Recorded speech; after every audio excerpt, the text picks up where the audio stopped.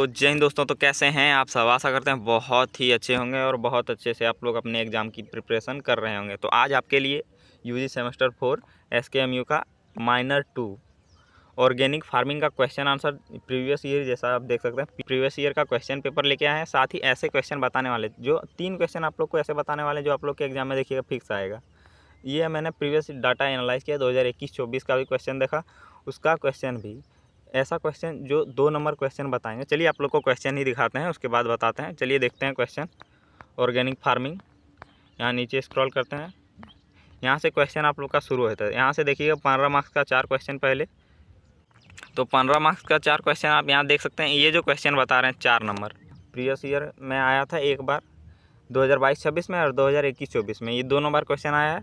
और ये जो क्वेश्चन बता रहे हैं, देखिए ये टिप्पणी लिखिए, ये क्वेश्चन आप लोग के एग्जाम में देखिए फिक्स आ जाएगा। या तो ये क्वेश्चन आएगा या 9 नंबर सेम ही क्वेश्चन है, उसमें भी टिप्पणी लिखना। और जो 7 नंबर क्वेश्चन है पादप वृद्धि, ये भी क्वेश्चन आप लोग के एग्जाम में देखने को मिलेंगे। एग्जाम में ये क्वेश्चन आ सकता है। ये 7 नंबर और 9 नंबर निम्नलिखित पर संक्षिप्त टिप्पणी लिखें। जैविक प्रतिपक्षी और बीजों की उपचार विधि और जैविक उत्पादों का विपणन, ये क्वेश्चन 1 मार्क्स और 5 मार्क्स का वो भी दिखा देते हैं।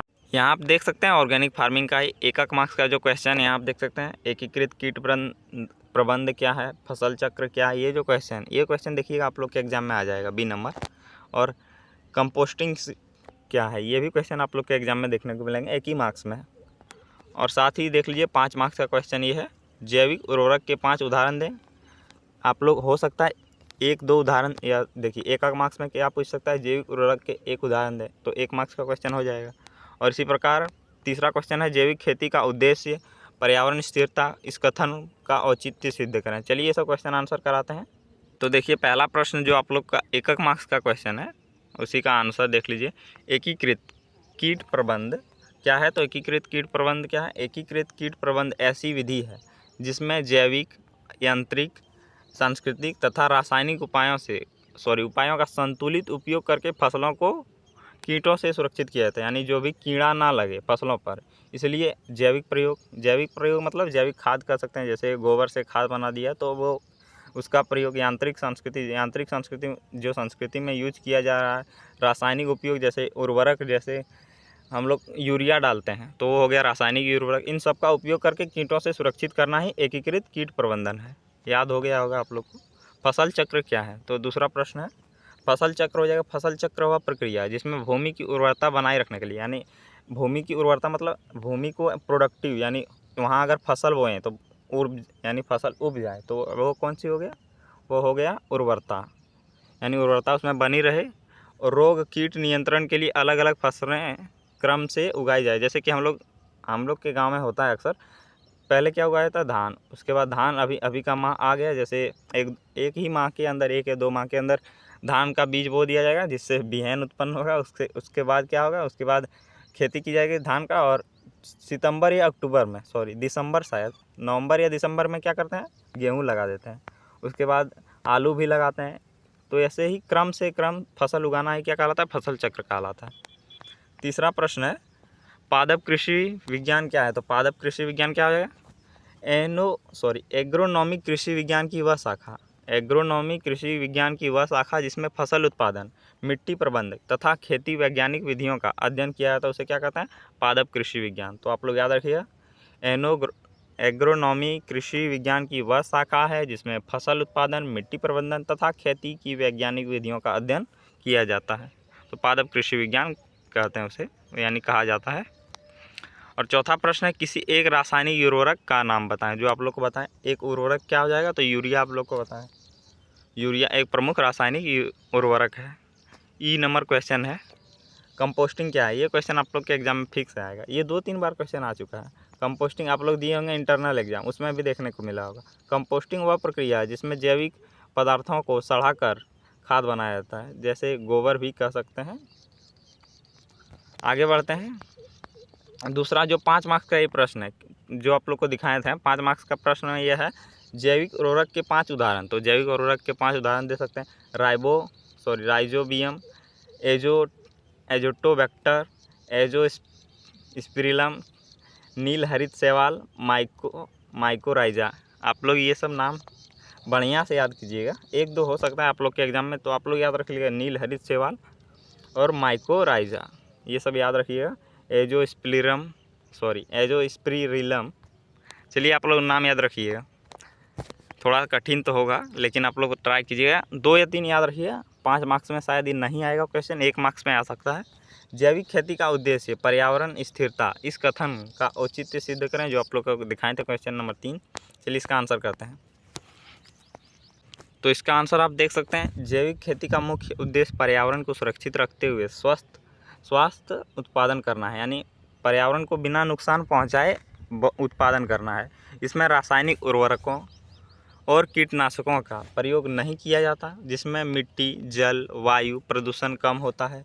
जैविक खाद, वर्मी कंपोस्टिंग जानते होंगे, जो आप लोग केंचुआ जानते होंगे, केंचुआ को भोजन खिला के वह जब अपना लेटरिंग करता है उसी से खाद बनाया जाता है, उसी को क्या कहते हैं, वर्मी कंपोस्टिंग, आप लोग जानते भी होंगे। और हरी खाद का उपयोग से मिट्टी की उर्वरता बनी रहती है। यह खेती जैव विविधता को बढ़ावा देती है तथा लाभकारी सूक्ष्म जीवों की रक्षा करती है। जैविक खेती से मानव स्वास्थ्य पर हानिकारक प्रभाव कम पड़ता है और प्राकृतिक संसाधनों का संरक्षण होता है, यानी जो भी प्राकृतिक संसाधन है उनका बचाव होता है। इसलिए यह पर्यावरणीय स्थिरता बनाए रखने में महत्वपूर्ण भूमिका निभाती है। इसी प्रकार आप लोग 5 मार्क्स का आंसर लिख दीजिएगा और 15 मार्क्स के यहाँ से आंसर शुरू हो जाते हैं। जैसा कि आप देख सकते हैं, पहला प्रश्न है, रासायनिक उर्वरकों के अविवेकपूर्ण यानी बिना बुद्धि का आप उपयोग कर रहे हैं। जो भी उर्वरक है, जैसे हम लोग सामान्यतः बढ़िया से उर्वरक का यूज़ नहीं करते हैं, से होने वाले हानियों का वर्णन कीजिए। तो रासायनिक उर्वरकों की सीमित मात्रा यानी लिमिट में यूज करना उपयोग फसलों की वृद्धि और उत्पादन के लिए लाभकारी है। अगर आप बढ़िया से जानते हैं कितना यूज करना चाहिए तो उपयोगी है, परंतु उनका अत्यधिक और अविवेकपूर्ण उपयोग मिट्टी, पर्यावरण, जल स्रोतों तथा मानव स्वास्थ्य पर गंभीर दुष्प्रभाव डालता है। आज अधिक उत्पादन की चाह में किसान अत्यधिक मात्रा में यूरिया, DAP तथा अन्य रासायनिक उर्वरकों का प्रयोग कर रहे हैं। जैसे हम लोग भी सामान्यतः क्या करते हैं, उर्वरकों का अधिक प्रयोग करते हैं ताकि सोचते हैं कि अधिक फसल हो, जिससे क्या होता है, जिससे कृषि भूमि की गुणवत्ता धीरे धीरे कम होती जा रही है, यानी क्वालिटी जो आप लोग देखते हैं उतना उपजाऊ ज़मीन नहीं रहा। सबसे पहले रासायनिक उर्वरकों के अधिक उपयोग से मिट्टी की उर्वरता प्रभावित होती है। मिट्टी में उपस्थित लाभकारी सूक्ष्म जीव नष्ट हो जाते हैं, यानी जो भी छोटे जीव होते हैं जो फसलों के लिए उपयोगी है वो सब नष्ट हो जाते हैं, जो जैविक पदार्थों में विघटन तथा पोषक तत्वों के संतुलन के लिए आवश्यक होते हैं। लगातार रासायनिक उर्वरकों के उपयोग से मिट्टी कठोर हो जाती है और उसकी जल धारणा क्षमता कम हो जाती है, यानी उसमें जो जल रख सकता था, अगर मिट्टी में आप देखिएगा तो जब मिट्टी गीला रहेगा तो वो दब जाएगा, तो वह उसकी जल जो रखने की क्षमता है वो धीरे धीरे कम हो जाती है। इसमें भूमि बंजर होने लगती है, जैसा ये तो समझ ही सकते हैं। दूसरे, अत्यधिक उर्वरकों के प्रयोग से जल प्रदूषण की समस्या उत्पन्न होती है। वर्षा या सिंचाई जल के साथ नाइट्रेट और फॉस्फेट नदियों, तालाबों और भूजल में मिल जाते हैं। इससे जल की गुणवत्ता खराब होती है तथा जलीय जीवों पर नकारात्मक प्रभाव पड़ता है। भूजल में नाइट्रेट का अधिक मात्रा में मानव स्वास्थ्य के लिए भी हानिकारक होता है। आगे बढ़ते हैं, तीसरा पॉइंट है, तीसरे, रासायनिक उर्वरकों का अत्यधिक उपयोग प्रदूषण को बढ़ाता है। इससे मिट्टी की अम्लीयता आप लोग जानते हैं और क्षारीयता बढ़ सकती है। कुछ उर्वरक ग्रीन हाउस गैसों को उत्सर्जन को भी बढ़ाते हैं। ग्रीन हाउस गैस कैसे होते हैं, जो पृथ्वी के आप लोग जानते होंगे क्षय, पृथ्वी ऐसा है तो जो पृथ्वी के ऊपर एक क्षय बना है जिसको नष्ट करते हैं, तो उसी को कहते हैं ग्रीन हाउस गैस। यह जो क्षय बना है वह क्या करता है, जो सूर्य की विकिरण है, यानी जो सूर्य की खराब किरणें हैं उनसे सूर्य पृथ्वी को बचाती है, तो उनको नष्ट करती है। कौन सी, जो ग्रीन हाउस गैस होती है, जिससे जलवायु परिवर्तन की समस्याएं उत्पन्न हो रही है। मानव स्वास्थ्य पर भी इनका बुरा प्रभाव पड़ता है। रासायनिक अवशेष फलों और सब्जियों में रह जाते हैं, जो भोजन के माध्यम से शरीर में पहुंचकर विभिन्न रोगों का कारण बन सकते हैं। त्वचा रोग, श्वास संबंधी समस्याएं तथा कैंसर जैसी बीमारियों का खतरा भी बढ़ सकता है। अंततः रासायनिक उर्वरकों को संतुलित और वैज्ञानिक उपयोग आवश्यक है। जैविक खादों का तथा जैव उर्वरकों का प्रयोग बढ़ावा देकर पर्यावरण तथा मानव स्वास्थ्य की रक्षा की जाती है, यानी जैविक खाद को बढ़ाना है और जो भी उर्वरक है उन सबका कम से कम प्रयोग और वैज्ञानिक तरीके से, ना कि अपने उपयोग से प्रयोग करना है अपने हिसाब से, तो ऐसा ही प्रयोग करना। चलिए अगला क्वेश्चन देखते हैं। 5वां प्रश्न है, अच्छी मिट्टी की क्या विशेषता है? यानी जो अच्छी मिट्टी होती है उसकी क्या विशेषता होती है? मृदा की गुणवत्ता पादप वृद्धि में, मृदा की गुणवत्ता मतलब हो गया जो मिट्टी की गुणवत्ता क्वालिटी होती है, जो पादप वृद्धि में यानी जो भी फसल लगाया था उस पर वृद्धि में यानी बड़ा होने में क्या प्रभाव होता है, व्याख्या करना है उसी को। तो अच्छी मिट्टी पौधों की वृद्धि और कृषि उत्पादन का मुख्य आधार होती है। मिट्टी की गुणवत्ता जितनी बेहतर होगी यानी जितना क्वालिटी बढ़िया होगा, पौधों की वृद्धि उतनी ही अच्छी होगी। इसलिए कृषि में मिट्टी की विशेषताओं का अत्यधिक महत्व है। यानी अगर आप फसल उगा रहे हैं तो मिट्टी आपको बहुत अच्छा से वेरीफाई कर लेना होगा कि बढ़िया है कि नहीं है। जैसे कि आप रेतीली मिट्टी जैसे होता है उसमें अगर आप फसल बो दीजिएगा तो नहीं होगा फसल, कांटे उगेंगे केवल रेतीली मिट्टी में। अच्छी मिट्टी की पहली विशेषता उसकी उर्वरता है, यानी जो प्रोडक्टिविटी है। मिट्टी में नाइट्रोजन, फास्फोरस, पोटास तथा अन्य सूक्ष्म पोषक तत्व पर्याप्त मात्रा में होने चाहिए। ये तत्व पौधों की वृद्धि, फूल, फल तथा बीज निर्माण के लिए आवश्यक हैं। यानी अच्छी मिट्टी की गुण क्या क्या है, तो उसमें नाइट्रोजन होना चाहिए, फास्फोरस होना चाहिए, पोटास होना चाहिए और अन्य सूक्ष्म पोषक तत्व भी होना चाहिए उचित मात्रा में।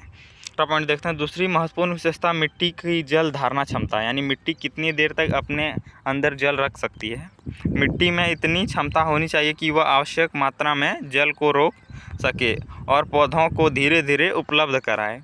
अत्यधिक रेतीली मिट्टी जल को रोक नहीं पाती, जबकि बहुत चिकनी मिट्टी जल जमाव हो जाता है। तो आप लोग जानते होंगे मिट्टी में जब मिट्टी देखते होंगे, मिट्टी जब कोड़ा जाता है तो उसमें जो सूर्य का प्रकाश आता है, सूर्य का प्रकाश आप लोग जानते होंगे जल को वाष्प अपने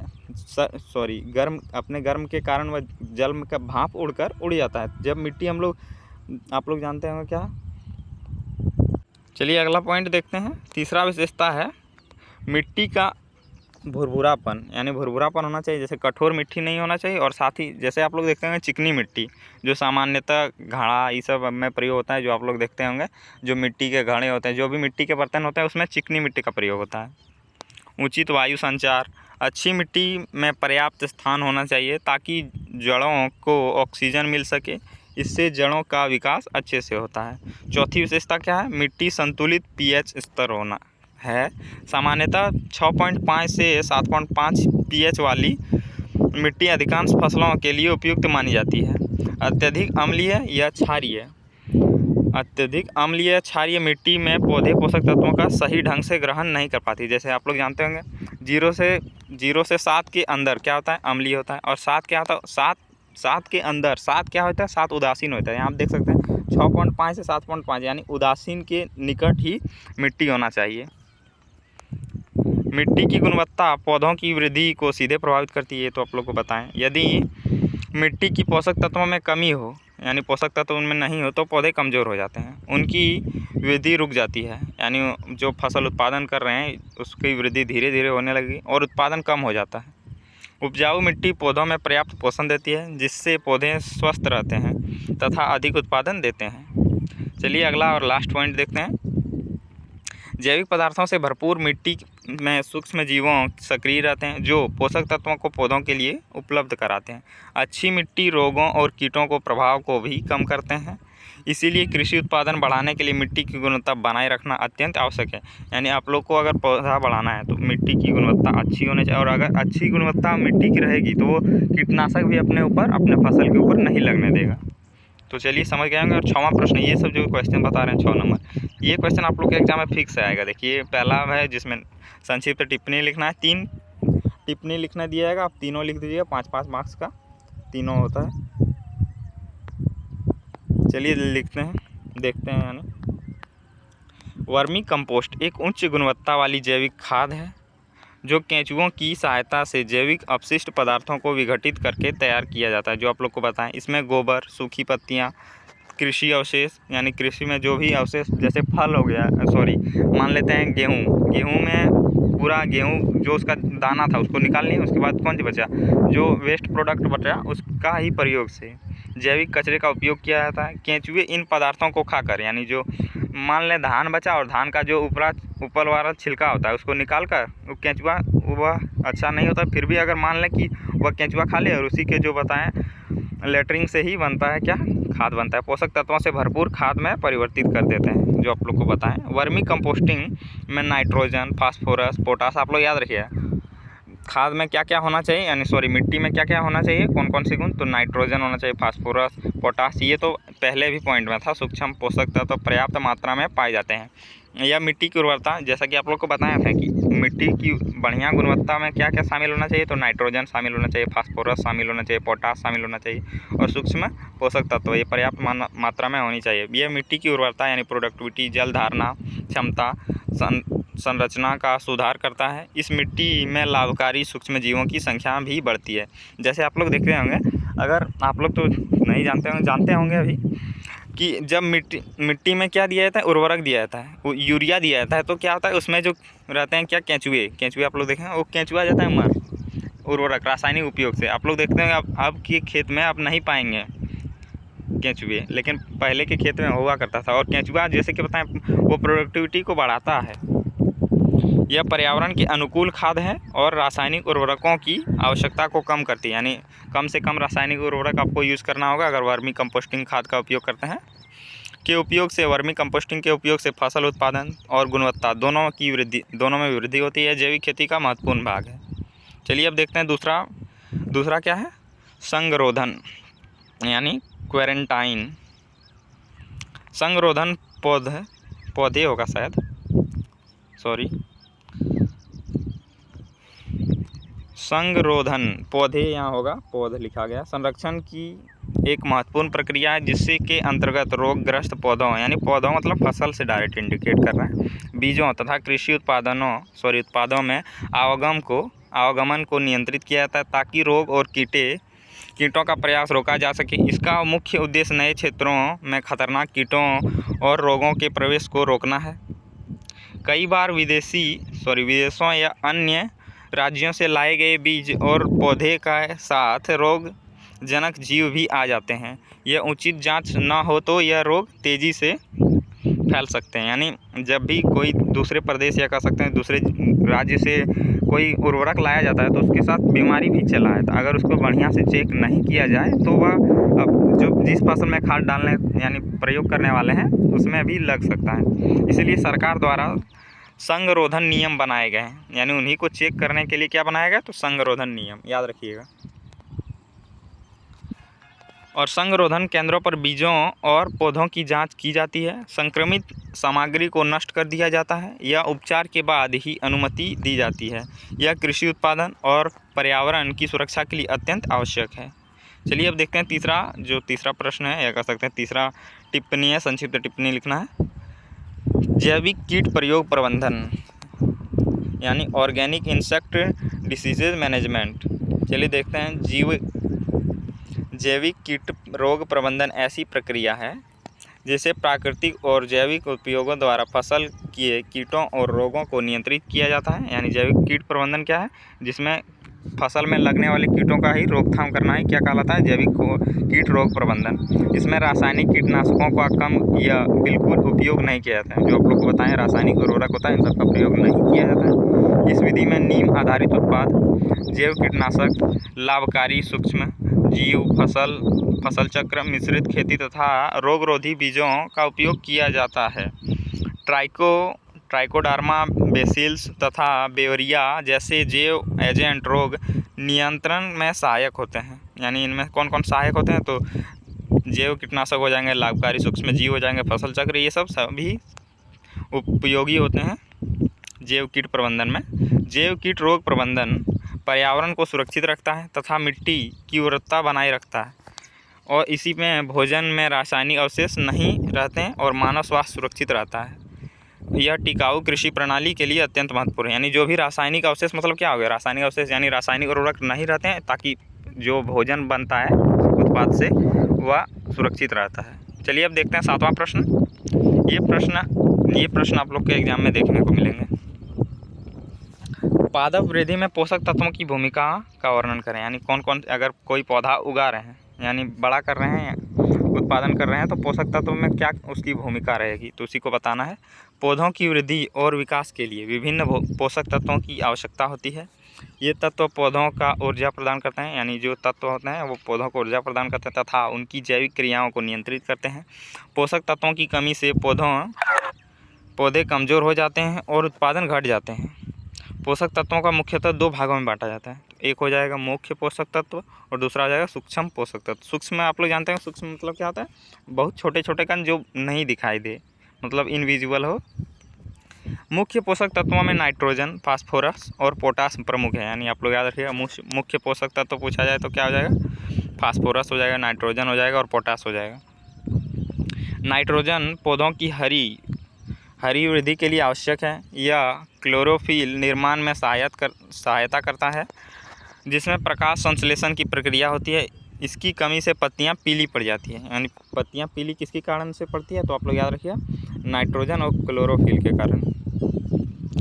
फास्फोरस जड़ों का विकास, जो आप लोग को ये पहले भी पॉइंट बताए थे, जड़ों का विकास के लिए कौन जिम्मेदार होता है, तो फास्फोरस। फूल और फल निर्माण में महत्वपूर्ण भूमिका निभाते हैं। यह पौधों का ऊर्जा प्रदान करते हैं तथा बीज निर्माण में सहायक होता है। और पोटास जो होता है, पोटास पौधों को रोग प्रतिरोधक क्षमता बढ़ाता है, यानी कोई भी रोग ना लगने पाए, उसी को रोग प्रतिरोधक क्षमता तथा जल संतुलन बनाए रखता है। यह पौधों को सूखा और रोगों से बचाने में मदद करता है। कैल्शियम, मैग्नीशियम और सल्फर भी पौधों की वृद्धि में आवश्यक है। सूक्ष्म पोषक तत्व जैसे क्या कर सकते हैं, जिंक, आयरन, कॉपर, बोरॉन विभिन्न एंजाइम क्रियाओं में सहायक होते हैं। यानी जो सूक्ष्म पोषक तत्व क्या क्या है, तो जिंक है, आयरन है, कॉपर है, बेरिन है, विभिन्न एंजाइम प्रक्रियाओं, यानी पौधों को उगाने में सूक्ष्म पोषक तत्व कौन कौन से सहायक होते हैं, तो जिंक होते हैं, आयरन होते हैं, ये सब कॉपर, ये सब सहायक होते हैं। संतुलित पोषण से, यानी जो संतुलित पोषण से पौधे स्वस्थ रहते हैं, उनकी वृद्धि अच्छी होती है तथा फसल उत्पादन बढ़ाता है। इसीलिए कृषि में संतुलित उर्वरक प्रबंधन अत्यंत आवश्यक है, यानी बढ़िया से कृषि को कैसे मैनेज किया जाए ये बहुत ज़रूरी है। चलिए अब देखते हैं 8वां प्रश्न। 8वां प्रश्न आप लोग एक बार पढ़ लीजिएगा, थोड़ा जल्दी करते हैं, आप लोग धीरे धीरे स्क्रॉल करते हैं, आप लोग एक बार पढ़ लीजिएगा। पहले प्रश्न देख लीजिए, जैविक उत्पाद में प्रमाणन में आने वाली चुनौतियों की विवेचना करना है। यहाँ आप देख लीजिए प्रश्न, और 9वां नंबर आप लोग को कराते हैं, आप लोग पढ़ लीजिएगा एक बार, नहीं तो पॉज करके पढ़ लीजिएगा। निम्नलिखित पर संक्षिप्त टिप्पणियाँ लिखें, यानी इन सब जो 3 यहाँ दिया है उन पर एक टिप्पणी लिखना है। जैविक प्रतिपक्षी, तो चलिए देखते हैं। जैविक प्रतिपक्षी ऐसे लाभकारी सूक्ष्म जीव या जीवधारी होते हैं जो हानिकारक रोगजनकों और कीटों को नियंत्रित करते हैं। ये रोग उत्पन्न होने वाले जीवों की वृद्धि को रोकते हैं और पौधों की रक्षा करते हैं। ट्राइकोडर्मा, बेसिलस तथा स्यूडोमोनास इसके प्रमुख उदाहरण हैं। इनके उदाहरण कौन कौन हो जाएंगे, तो ट्राइकोडर्मा, बेसिलस, स्यूडोमोनास इसके प्रमुख उदाहरण हो जाएंगे। यानी जैविक प्रतिपक्षी रोगजनक से पोषक तत्वों और स्थान के लिए प्रतिस्पर्धा करते हैं तथा कई बार विषैले पदार्थ उत्पन्न करके उन्हें नष्ट कर देते हैं। यानी जो जैव प्रतिपक्षी होता है वो क्या करते हैं, विषैले मतलब जहरीले पदार्थ को उत्पन्न करते हैं लेकिन फिर उसको नष्ट कर देते हैं। इनका उपयोग जैविक खेती में अधिक किया जाता है क्योंकि ये पर्यावरण के अनुकूल होते हैं। जैविक खेती ऐसी खेती होती है जो इसमें पर्यावरण का कोई भी नुकसान ना हो, तो उसे जैविक खेती कहते हैं। इनके प्रयासों से रासायनिक कीटनाशकों की आवश्यकता बहुत कम होती है, यानी कम होती है, तथा मिट्टी की गुणवत्ता बनी रहती है। यह टिकाऊ कृषि के लिए अत्यंत उपयोगी है, यानी बहुत समय तक कृषि करना है तो ये आपके लिए बहुत उपयोगी है। कौन, जीव प्रतिपक्षी। बी नंबर है जीव उपचार विधि। तो बीज उपचार वह प्रक्रिया है जिसमें बीजों को बोने से पहले रासायनों, जैविक एजेंटों या गर्म पानी से उपचारित किया जाता है ताकि बीज जनित रोगों और कीटों से सुरक्षा मिल सके। यह स्वस्थ अंकुरण और अच्छी फसल के लिए आवश्यक होता है। जैसे हाल ही या अगले वर्ष मैंने करेली का बीज बोया था, तो बताते हैं, मैंने करेली का बीज बोया था, लाया था पहले, तो उसको क्या किए थे, गर्म पानी में पहले धोए थे, 10 से 15 मिनट मैंने गर्म पानी में रहने दिया था, फिर भी करेली का बीज नहीं हुआ। क्या ही बताएं, बोला गया था घर में कि पहले गर्म पानी से धो लेना उसके बाद रोपना, तो लगाएं तो देखें बीज अंकुरण होवे नहीं किया। बीज उपचार के अंतर्गत फफूंदनाशक, कीटनाशक और तथा जैव उर्वरक का प्रयोग किया जाता है। ट्राइकोडर्मा और राइजोबियम जैसे जीव एजेंट बीज उपचार में उपयोगी हैं। इस प्रक्रिया में बीजों की अंकुरण क्षमता बढ़ती है, रोग कम होते हैं तथा पौधों की प्रारंभिक वृद्धि अच्छी होती है। यानी जो शुरुआत में वृद्धि अच्छी करने में किसका, बीज उपचार का ही सहयोगी उपयोगी होता है। इससे उत्पादन में वृद्धि होती है और किसानों की आर्थिक लाभ होता है। C number, marketing of organic product, जैविक उत्पादों का विपणन। यानी विपणन मतलब क्या, प्रचार प्रसार करना। यानी आप लोग कोई प्रोडक्ट बनाएं, ऑर्गेनिक प्रोडक्ट बनाएं और उसको कैसे प्रचार कर सकते हैं, कैसे बेच सकते हैं, वही को क्या कहेंगे, विपणन। चलिए आगे बढ़ते हैं। जैविक उत्पादों का विपणन वह प्रक्रिया है जिसके माध्यम से जैविक तरीकों से उत्पादित वस्तुओं का उपभोक्ताओं मतलब जो कंज्यूम करता है। जैसे आप मान लें हम फसल उगाते हैं और आप लोग मान लें चावल हम उगाते हैं और चावल आप लोग कंज्यूम करते हैं, तो आप लोग क्या हो गए, उपभोक्ता हो गए। इसमें उत्पाद की पैकेजिंग, भंडारण और परिवहन तथा बिक्री शामिल है। जैसे हम वीडियो भी बना रहे हैं तो आप लोग कंज्यूम कर रहे हैं, तो आप लोग कौन हो गए, उपयोगकर्ता, उपभोक्ता। आज स्वास्थ्य के प्रति जागरूक बढ़ाने के कारण जैविक उत्पादकों की मांग तेज़ी से बढ़ रही है। जैविक उत्पादकों का विपणन में प्रमाणन अत्यंत आवश्यक है ताकि उपभोक्ताओं का उत्पाद भी गुणवत्ता पर विश्वास हो सके। आप लोग जानते होंगे मणिपुर में जितने भी फसल उगाए जाते हैं उनमें एकदम बहुत कम यानी नहीं के बराबर प्रयोग किया जाता है रासायनिक उर्वरक का, तो उसी को क्या कह देंगे, जैविक खेती। और उनका डिमांड भी काफ़ी अच्छा होता है। ऑनलाइन बाजार, सहकारी समिति तथा किसान बाजार जैविक उत्पादकों की बिक्री में महत्वपूर्ण माध्यम बन गया है। उचित विपणन से किसानों को बेहतर मूल्य मिलता है तथा जैविक खेती को बढ़ावा मिलता है। इसी प्रकार आप लोग का आंसर खत्म हो जाता है। तो आप लोग हमारे चैनल को सब्सक्राइब कर सकते हैं। मिलते हैं अगली वीडियो में। जय हिंद।